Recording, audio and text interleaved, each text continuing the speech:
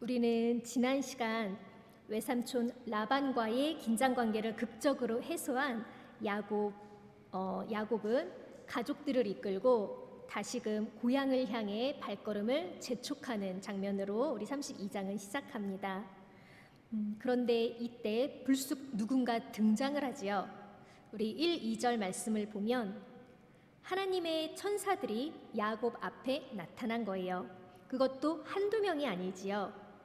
이곳은 하나님의 진이구나 라는 이 야곱의 감탄사는 천사들이 군대처럼 천막을 치고 진영을 이루고 있는 모습을 알려주고 있습니다. 그런데 그렇게 야곱은 그곳 이름을 두 진영이라는 뜻을 가진 마하나임이라고 지어주게 됩니다. 과거의 야곱이 가족 곁을 떠나서 들판에서 하늘과 땅을 오르내리는 그 천사들을 보고 그곳 이름을 하나님의 집이라는 뜻의 베델이라고 이름 붙인 것과 같이 말이죠. 야곱은 베델에서보다도 훨씬 더 많아진 군대의 진영을 이루고 있는 천사들을 보며 하나님이 언제나 나를 지켜주시고 함께 하실 거라는 그 베델의 약속을 다시 떠올립니다. 천사들의 등장은 형 에서를 마주해야 하는 야곱의 무거운 발걸음에 자신감을 불어넣어 주었겠죠. 이렇게 자신감을 얻은 야곱은 심부름꾼들을 형 에서에게 보내서 자신의 귀향 소식을 알리게 됩니다. 사실 고향을 떠나오기 전에 어머니 리브가가 에서의 화가 풀리면 전가를 보내서 야곱을 고향으로 데려오겠다고 약속했었지요. 하지만 야곱은 아직까지도 그 전가를 받지 못했고 결국 먼저 화해를 청하고자 사람을 보내고 있는 겁니다. 그런데 다시 돌아온 심부름꾼들을 통해서 에서에게 알리는 그 메시지가 조금 인상적인데요. 먼저는 심부름꾼들에게 형님을 주인이라는 극존칭으로 부르게 합니다. 그리고 소와 나귀, 양떼, 염소떼, 남종, 여종이 있다며 자신을 너그럽게 봐달라고 하지요. 이 메시지에는 야곱이 제법 출세하고 재력이 있다는 것을 형에게 과시하려는 의도가 담겨 있다고 할 수 있습니다. 내가 이 정도 성공하고 재물도 있으니 나에게 대적하지 말고 서로 화친하자는 메시지죠. 야곱은 아버지 이삭을 통해 하나님의 축복을 받았고 또 자신을 지켜주는 천사들의 진영을 이룰 만큼 있다는 것을 이미 눈으로 확인도 했으니 기세등등한 상황이었던 거예요. 그에 비해 에서는 장자의 축복도 받지 못했으니까 자신보다 못한 삶을 살고 있을 거라 생각했던 것 같아요. 그런데 이게 웬일입니까? 에서에게 소식을 전하고 돌아온 심부름꾼들이 말하기를 에서가 지금 부하 400명을 거느리고 야곱을 치려고 이리로 오고 있다고 전합니다. 우리가 읽은 새번역에서는 야곱을 치려고 오고 있다고 하지만 사실 개역 개정이나 공동 번역에서는 야곱을 만나기 위해 오고 있다고 번역을 하고 있어요. 히브리어 원어 카라에도 친다라는 뜻은 없기 때문에 이 부분은 에서가 부하 400여 명과 함께 야곱에게 오고 있는 상황으로 이해하시는 것이 알맞다고 할 수 있습니다. 이렇게 심부름꾼들에게 소식을 들은 야곱은 너무나 놀라죠. 부하 400명이라니요. 예전에 14장에서 소돔에 살던 롯이 연합군들에게 끌려간 적이 있었죠. 그때 아브라함이 자기 사병 318명을 데리고 단까지 쫓아 올라가서 조카를 구해온 적이 있어요.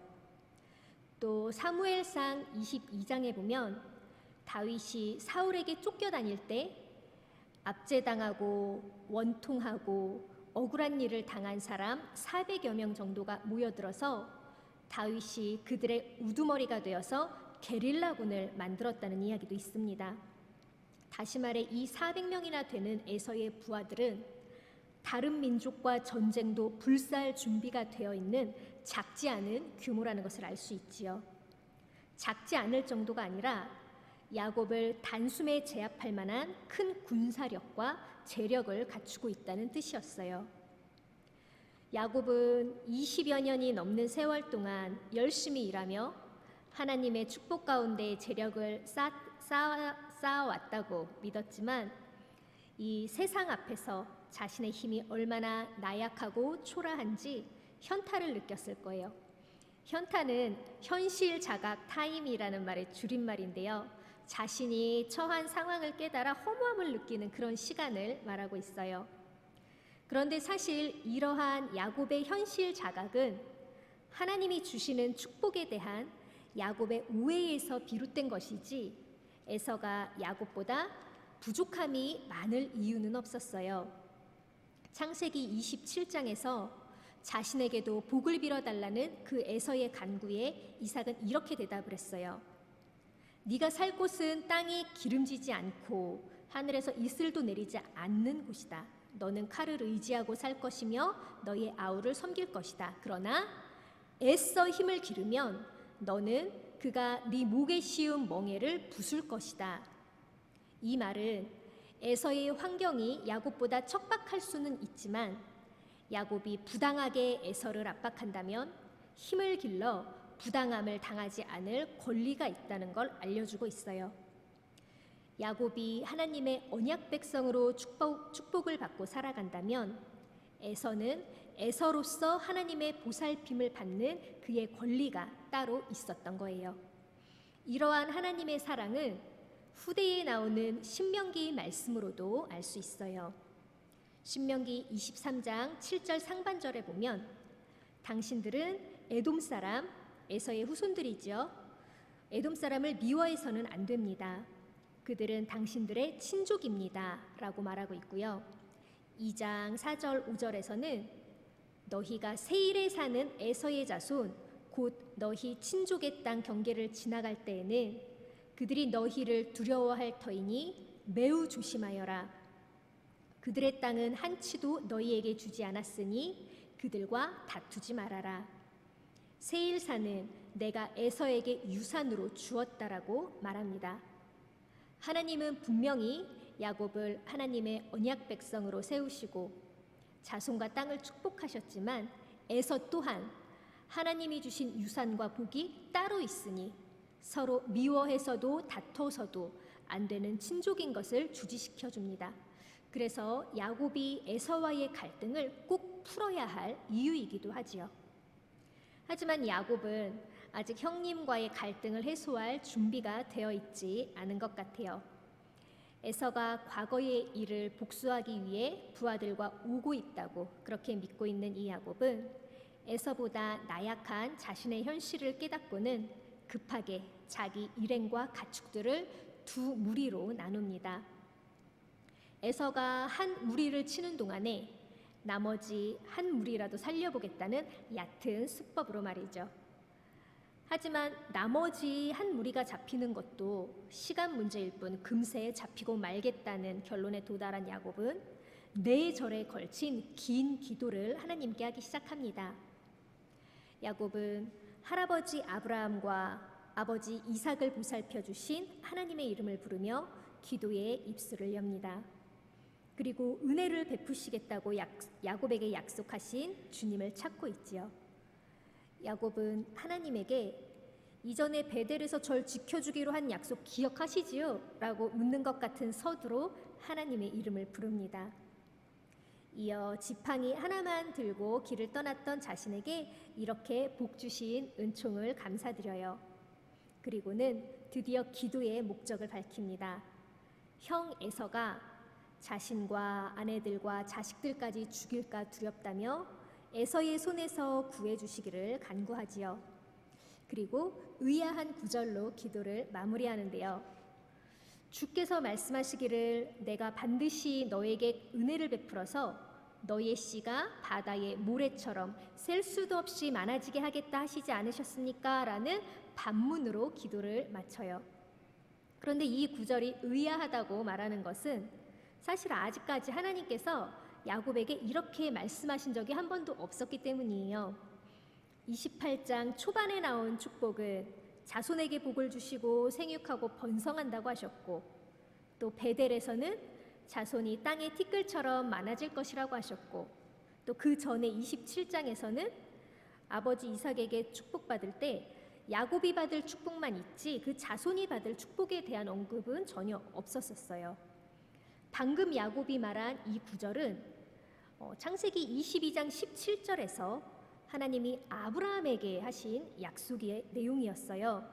내가 반드시 너에게 큰 복을 주며 너의 자손이 크게 불어나서 하늘의 별처럼 바닷가의 모래처럼 많아지게 하겠다.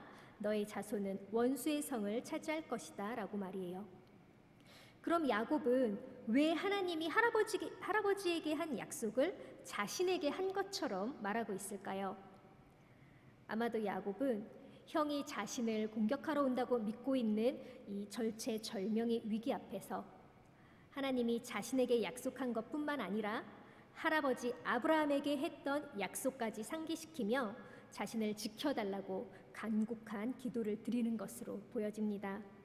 저는 이 모습이 소위 믿음의 조상이라고 불리는 할아버지 아브라함의 신앙의 의지에서 하나님의 능력을 믿음이 부족한 야곱에게까지 끌어오려는 모습으로 보여졌어요. 야곱은 어릴 때부터 할아버지 아브라함이 하나님을 만난 이야기, 또 위태로운 상황에서 구해주신 하나님의 놀라운 능력에 대한 이야기를 들으며 자라났겠죠. 아버지 이삭이 태어난 이야기, 어머니 리브가를 만난 극적인 사건들, 이런 것들도 참 경이로웠을 테고요.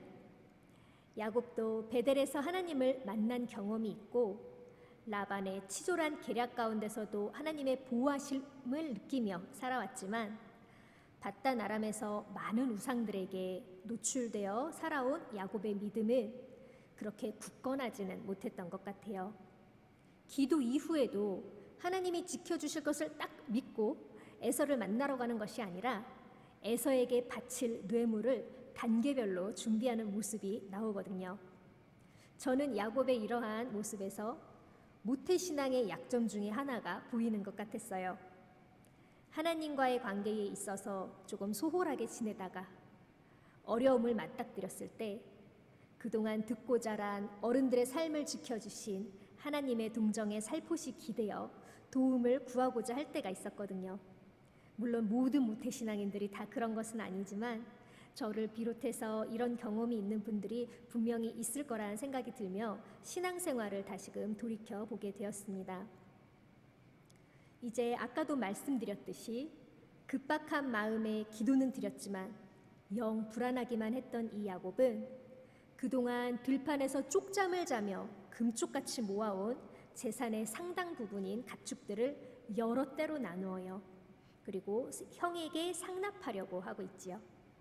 차례차례 시간 간격을 두고 선물을 보내며 형의 분노를 조금씩 풀고 종국의 형과 야곱이 대면할 때는 형의 분노를 풀고 자기를 반갑게 맞아주지 않을까 기대하면서 말이에요. 그런데 20절에 있는 이 야곱의 대사는 히브리어 직역과는 조금 차이가 있어요. 우리 성경에서는 한 번도 등장하지 않는 얼굴이라는 단어가 히브리어 원어에서는 4번이나 나오고 있어요. 20절 직역을 지금 제가 읽어드릴게요. 성경과 한번 비교해서 들어보시기 바래요. 주인의 종 야곱은 우리 뒤에 옵니다 하고 말하는 것을 잊지 않도록 하여라. 야곱이 이렇게 지시한 데는 자신의 얼굴보다 앞서 여러 차례 보낸 선물들이 형의 얼굴에서 분노를 닦아줌으로써 나중에 그의 얼굴을 볼 때 자기의 얼굴을 들어 올려 주리라 생각을 하였다. 이러한 히브리 원어는 우리가 보는 새번역 성경뿐만 아니라 다른 번역서와 영어 성경에도 모두 다 의역이 되어 있어요. 그래서 단 하나도 번역되지 않은 단어 얼굴은 사실 야곱과 에서의 관계 변화를 이끌어가는 중요한 단어라는 것을 함께 기억했으면 좋겠습니다. 조금 자세히 설명을 드리면 먼저 27장에서 이삭의 눈이 멀어서 야곱과 에서의 얼굴을 볼 수 없었었지요. 이삭은 야곱 옷의 냄새를 맡고 또 팔의 털을 만져보고 목소리를 들으면서 그 모든 감각을 열어 장자인 것을 확인했지만 얼굴을 볼 수 없었기 때문에 그들의 축복이 뒤바뀌고 갈등이 생기게 돼요. 물론 어머니 리브가의 뱃속에서부터 야곱과 에서 사이의 갈등은 예견된 일이었었죠. 왜냐하면 뱃속에서부터 싸워서 하나님께 기도까지 했었잖아요. 그런데 이삭이 아들의 얼굴을 알아보지 못한 이 일로 인해서 그들의 갈등이 고조되게 돼요. 그리고 오늘 읽은 이 32장에서 야곱은 고향으로 다시 돌아오는 길에 가축들을 선물로 보내면서 야곱과 에서가 얼굴을 마주 대할 때 관계가 회복되기를 소망하고 있어요. 방금 히브리어 직역으로 읽어드린 이 말씀이고요.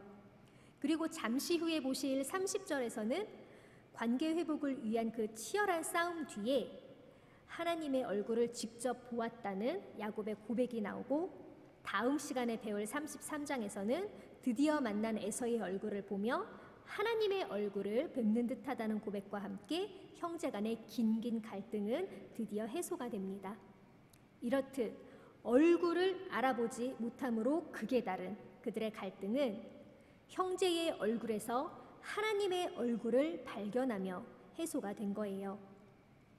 우리도 사람들과의 관계 속에서 갈등의 순간들이 종종 있을 텐데 서로의 얼굴에서 하나님의 얼굴을 발견하는 은혜로 화해와 회복을 경험하는 일들이 많아지길 소망해 봅니다.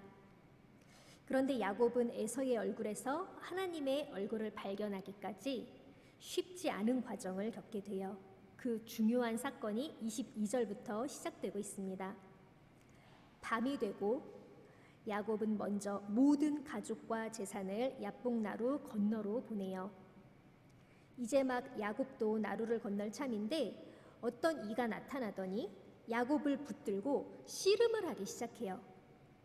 우리나라 천하장사 만만세 민속 씨름처럼 무릎이 먼저 땅에 닿거나 잡치기를 한다거나 배지기로 쓰러뜨린다고 끝나는 씨름이 아니지요.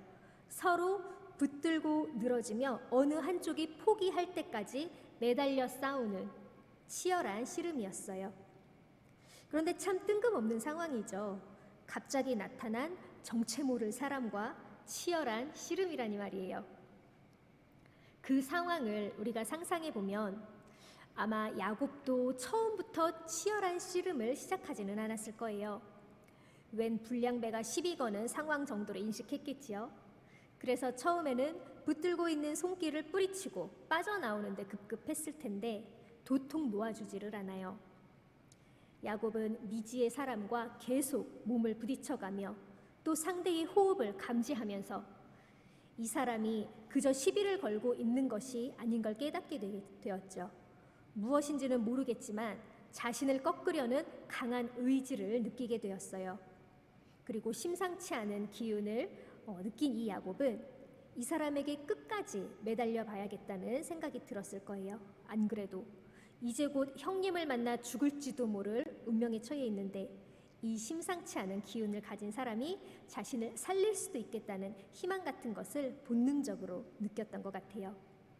이 사람에 대해 우리 호세아서에서는 12장 5절에 보면 천사라고 말하고 있어요. 그래서 우리도 대부분 하나님의 천사라고 알고 있지요.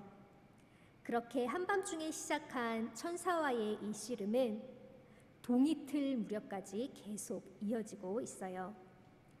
처음에는 야곱을 꺾어놓기 위해 씨름을 시작했던 천사가 죽기 살기로 매달리는 야곱을 도저히 이길 수 없겠다 생각하고는 야곱의 엉덩이뼈를 치게 돼요. 여기서 엉덩이뼈는 이전 24장에서 아브라함이 그의 늙은 종에게 이삭의 아내를 찾아달라며 하나님을 두고 맹세할 때 손을 다리 사이에 넣었던 거 기억하시나요? 이 다리 사이와 같은 단어예요. 히브리어로는 야레크라고 하는데 번역이 상당히 다양해요. 환도뼈, 허벅다리, 엉덩이뼈, 다친 다리, 영어로는 힙. 그리고 출애굽기 1장 5절에서는 야곱의 허리에서 나온 자식들을 소개하는데 여기에서 이 허리도 야레크를 사용해요. 그러니까 이 단어는 여러 가지로 해석이 되고 있지만 중심적인 의미는 후손을 생산하는 남성의 힘의 근원지로 이해하시는 것이 적당할 것 같아요. 쉽게 얘기하면 이 천사는 자기가 질 것 같으니까 야곱의 중요한 부분을 내리친 거죠. 하지만 야곱은 엉덩이뼈를 다친 고통스러운 상황에서도 천사를 절대 놓아주지 않아요. 그러면서 자기를 축복해주지 않으면 절대 보내지 않겠다고 떼를 쓰고 있지요. 그러자 천사는 먼저 야곱의 이름을 물어요. 야곱은 자신의 이름을 밝히지요. 천사가 말해요. 네가 하나님과도 겨루어 이겼고 사람과도 겨루어 이겼으니 이제 네 이름은 야곱이 아니라 이스라엘이다. 야곱은 생각지도 못한 새 이름을 받아요. 이름을 가르쳐주면 야곱의 이름을 부르며 축복해 줄 것으로 기대했을 텐데 뜬금없이 새 이름을 부여받은 거예요. 우리는 여기서 17장에 아브라함이 아브라함이 되고 사레가 사라가 되는 사건이 떠오를 거예요. 존귀한 아버지 아브라함에서 많은 사람의 아버지 아브라함이 되고요. 나의 귀부인 사레에서 만민의 어머니 사라가 되는 이런 확장되는 이름을 받았었지요. 야곱이 새롭게 부여받은 이름 이스라엘은 단순히 호적상 계명의 의미만 있는 것이 아니라 그의 존재 자체가 변화되는 과정을 의미한다는 것이 더 큰 의미로 다가와요. 야곱의 새 이름 이스라엘, 히브리 사전에 정의된 이스라엘의 뜻은 하나님이 주도하신다, 하나님이 주도하시기를, 그리고 하나님이 싸워서 이기시기를 이런 뜻으로 사전에 나와 있어요. 형의 발꿈치를 잡고 태어났다고 발꿈치를 붙잡은 자라는 뜻을 가진 야곱으로 살아온 그에게 이제는 하나님이 주도하시는 이스라엘이라는 이름을 주신 거예요. 그동안 형의 발꿈치를 붙들고 장자인 형처럼 되기 위해 발버둥치며 살아왔고 또 고대하던 장자의 축복을 받아 이긴 것 같았지만 이내 도망자 신세가 되었지요. 다시 외삼촌의 발꿈치를 붙들고 결혼부터 재물을 모으기까지 부당한 상황들에서 발버둥치며 살다가 그의 몫을 챙겨 고향으로 돌아가고 있으니 이긴 것 같았지만 이제는 형을 다시 만나 멸문지화를 당할지도 모른다는 두려움 앞에 놓여 형에게 많은 재산을 갖다 바치고 있어요. 그때 또 우연히 만난 천사의 발꿈치를 붙들고 발버둥쳐 이겼지만 이제는 그렇게 살지 말고 하나님이 주도하시는 삶을 살라고 이스라엘이라는 이름을 주십니다. 바로 이것이 천사가 야곱에게 씨름을 걸어온 이유라고 생각해요. 야곱의 중심에 가득 차 있는 야곱, 그것을 꺾고 하나님이 가득 차기를 바랬던 거죠. 하나님은 분명히 베델에서 야곱을 만나 함께 해주실 것을 약속하셨고 또 라반의 계략 가운데서도 함께 해주셨는데 야곱은 목숨이 위태롭다고 느끼자 또다시 그의 잔머리를 굴려요. 본능적으로 하나님을 찾으면서도 기도는 드리지만 하나님께 온전히 맡기지 못하고 살아날 궁리에 여념이 없지요. 하나님은 야곱에게 이제 그렇게 살지 말라고 하십니다. 이스라엘, 이제는 모든 것을 하나님께 맡기고 하나님이 주도하시는 삶을 살라고 새 이름을 주세요. 이 이름은 이후에 후손들을 대표하는 민족의 이름이 되어 지금까지도 이스라엘이라 불리게 되지요. 야곱은 에서와의 만남을 앞두고 천사와 씨름하는 듯 보였지만 사실은 이전의 야곱, 다시 말해 온전히 자기 자신과 씨름하고 있었던 거예요. 천사는 속임수와 잔꾀가 많던 야곱의 예전 모습을 무척 닮아 있지요. 발꿈치를 붙들고 발버둥치던 야곱은 과거에 자기 자신과 치열하게 싸웠고 그 결과 이스라엘이라는 새 이름을 받으며 그동안 발꿈치를 붙들며 살아왔던 그 손을 이제는 놓아버려요. 하나님이 야곱에게 주신 축복으로 만족하며 언약 백성으로 살아가기로 하지요. 우리도 야곱처럼 세상에서 이기기 위해 발버둥치고 있는 일이 있다면 하나님께서 주신 새 이름 이스라엘을 내 이름으로 고백해 보길 소망합니다. 하나님이 주도하셔서 온전히 하나님께 맡겨드리는 우리의 삶이 될 수 있도록 말이에요. 이렇게 새 이름을 받은 야곱은 천사의 이름을 물어봐요. 이름을 물어본다는 건 그의 정체성에 대해서 질문하는 거죠. 단순히 그가 좌안인지 데이빗인지 이것이 궁금해서 물을 수도 있겠지만 이미 신적인 기운을 느낀 야곱은 그가 어떤 존재인지 그의 정체성에 대해 분명히 알고 싶어 합니다. 하지만 그는 자신의 이름을 가르쳐주지 않은 채 야곱을 축복해줘요. 성경에 그 축복의 내용이 나오지는 않지만 축복을 받은 후 곧바로 하나님의 얼굴을 배웠다는 그 야곱의 고백으로 보아 아마도 베델에서 하나님이 해주셨던 축복을 다시 한 번 더 확인시켜 주시지 않았을까 생각을 해보게 됩니다. 그렇게 야곱은 하나님의 얼굴이라는 뜻을 가진 분이엘이라는 그 지명을 그곳에 붙여주게 돼요. 그리고 분이엘을 지날 때 해가 솟아올라서 그에게 비추는 장면을 묘사하고 있어요. 꼭 연극 무대에서 주인공을 향해 핀조명을 비추는 것처럼 찬란한 햇살이 야곱을 쫙 하고 비추는데 승리자 야곱이 절뚝거리며 그 길을 걸어갑니다. 치열한 전투에서 얻은 상흔을 가지고 끝내 생존한 병사의 뒷모습을 연상케도 하지요. 우리는 이렇게 승리의 걸음을 걷는 야곱이 400명의 부하를 거느린 에서를 만나 어떤 일이 벌어지게 될까 기대하며 다음 절을 읽어나가려는데 뜬금없이 이스라엘 사람들이 짐승의 엉덩이뼈 큰 힘줄을 먹지 않게 된 유래를 소개하며 32장이 마무리가 돼요. 야곱과 에서의 긴긴 갈등의 하이라이트는 다음 주 이 시간에 꼭 오시기 바랍니다. 오늘은 아직 에서를 만나지도 않은 상황에서 부하 400명 앞에 잔뜩 겁을 먹고 고군분투하고 있는 야곱의 모습을 살펴보았어요.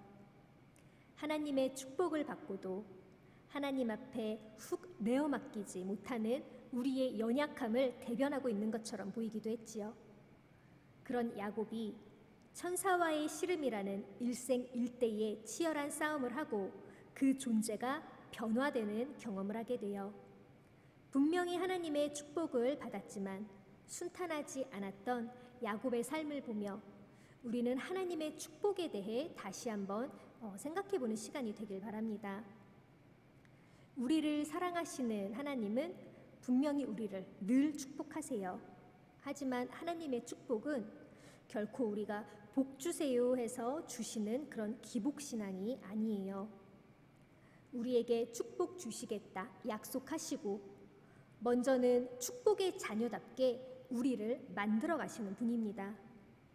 그 과정에서 때로는 야곱과 같이 도망자 신세가 될 때도 있고 고통스러울 때도 있지만 이 시련을 기어코 견뎌내고 절뚝거리며 승리의 걸음을 걸었던 야곱과 같이 축복을 나눌 성숙한 자녀로 성장시켜서 축복의 열매를 허락하시는 그런 분이지요. 우리에게는 분명히 야곱과 같이 하나님보다 더 깊게 자리하고 있는 내 자신과 치열한 씨름의 과정이 있어야 해요. 이 시간을 통해서 내 안에 여러 감정들과 또 신앙을 점검해보고 하나님의 자녀로 성장하여 축복의 통로가 되는 또 받은 축복을 나누며 살아가는 우리 모두가 될 수 있길 간절히 소망합니다. 이 시간 함께 침묵으로 기도하시겠습니다.